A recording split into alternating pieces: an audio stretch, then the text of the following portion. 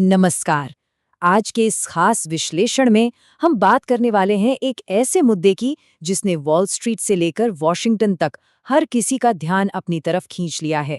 2026 की शुरुआती तिमाही में राष्ट्रपति द्वारा किए गए भारी मात्रा में स्टॉक ट्रेड्स और उनके बाद शुरू हुई नैतिक बहस।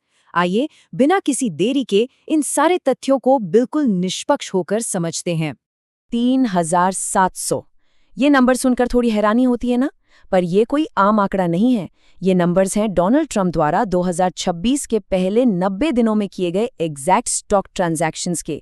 इसका सीधा सा मतलब निकलता है हर रोज लगभग 40 से ज्यादा ट्रेड्स। फाइनेंशियल वर्ल्ड के हिसाब से ये एक बहुत ही विशाल और अनप्रेसिडेंटेड वॉल्यूम है। इस स्केल को देखकर मार्केट के दिग्गज भी पूरी तरह दंग रह गए।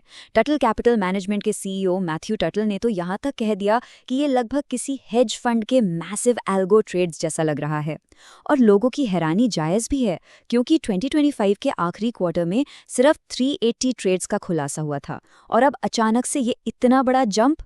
इस पूरे कॉम्प्लेक्स मुद्दे को समझने के लिए हम आज 6 टॉपिक्स पर गौर करेंगे। पहला, द 3700 ट्रेड क्वार्टर। दूसरा, कोइंसिडेंसेस इन द मार्केट। तीसरा, द टैरिफ यू टर्न। चौथा, जियोपॉलिटिक्स एंड ग्लोबल टाइज। पांचवां, द IRS सेटलमेंट बैटल। और आखिर में द ब्लाइंड ट्रस्ट डिबेट। तो चलिए शुरुआत करते हैं पहले और दूसरे टॉपिक से, द 3700 ट्रेड क्वार्टर और कोइंसिडेंसेस इन द मार्केट। जब इन फर्स्ट क्वार्टर डिस्क्लोजर्स का गहराई से विश्लेषण किया गया तो पता चला कि ये करोड़ों डॉलर के ट्रेड्स अमेरिका के सबसे बड़े सेक्टर्स में डिस्ट्रीब्यूट हुए थे। और ये ट्रेड्स कोई छोटी मोटी जगह नहीं हुए। इनमें टेक और डिफेंस सेक्टर्स की सबसे हैवी हिटर कंपनियां शामिल हैं, जैसे एनवीडिया, माइक्रोसॉफ्ट, अमेज़न, बोइंग और एप्पल। अब ध्यान देने वाली बात यह है कि ये कंपनियां हमेशा कड़ी निगरानी में रहती हैं। क्यों? क्योंकि इनका बिजनेस सीधे तौर पर फेडरल गवर्नमेंट की मंजूरी, एंटी ट्रस्ट कानून और डिफेंस कॉन्ट्रैक्ट्स पर निर्भर करता है। लेकिन इस डेटा में सबसे दिलचस्प चीज है इनकी टाइमिंग। एनालिसिस से पता चलता है कि शेयर खरीदने और उन कंपनियों की पब्लिकली तारीफ करने के बीच एक बहुत टाइट ओवरलैप है। जैसे थर्मो फिशर का स्टॉक उसी दिन खरीदा गया जब उनकी फैसिलिटी का टूर था। एप्पल का स्टॉक खरीदने के ठीक आसपास CEO टिम कुक की तारीफ की गई, और डेल के शेयर्स खरीदने के ठीक 9 दिन बाद एक रैली में पब्लिक से डेल खरीदने के लिए कहा गया। ये संयोग देखने में काफी अजीब लगते हैं। आगे बढ़ते हैं हमारे तीसरे टॉपिक पर, the tariff U turn. Market moving संयोगों का ये पैटर्न सिर्फ कॉर्पोरेट टैरिफों तक ही लिमिटेड नहीं था। इसका बड़ा असर जियोपॉलिटिकल पॉलिसी शिफ्ट्स पर भी दिखा, खासतौर पर अप्रैल 2025 के उस हिस्टोरिक टैरिफ पॉज के दौरान।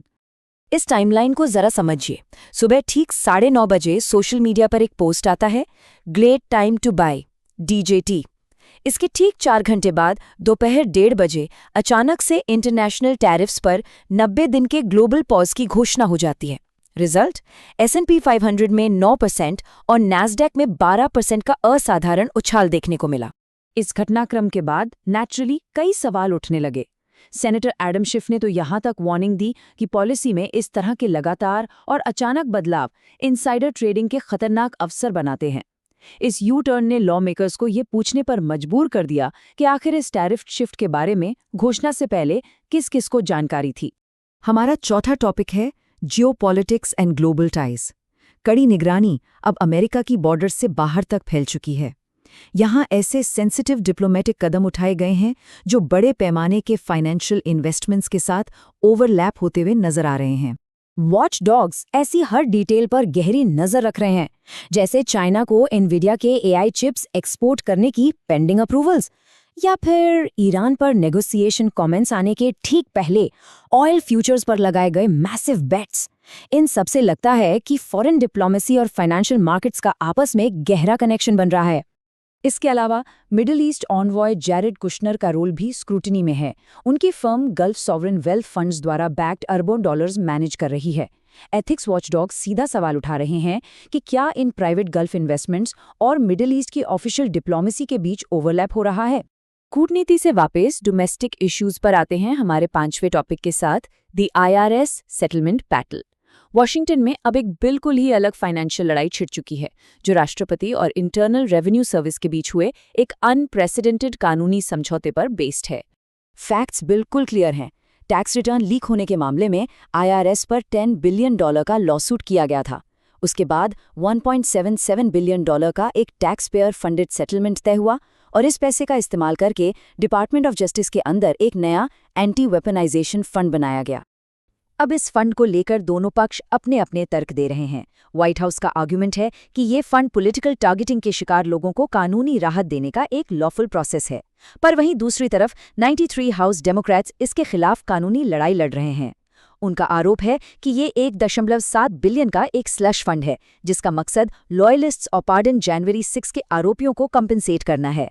ये सारे अलग अलग आर्थिक मुद्दे घूम फिरकर उसी एक अहम सवाल की तरफ इशारा करते हैं, और हमारा छठा और आखिरी topic the blind trust debate.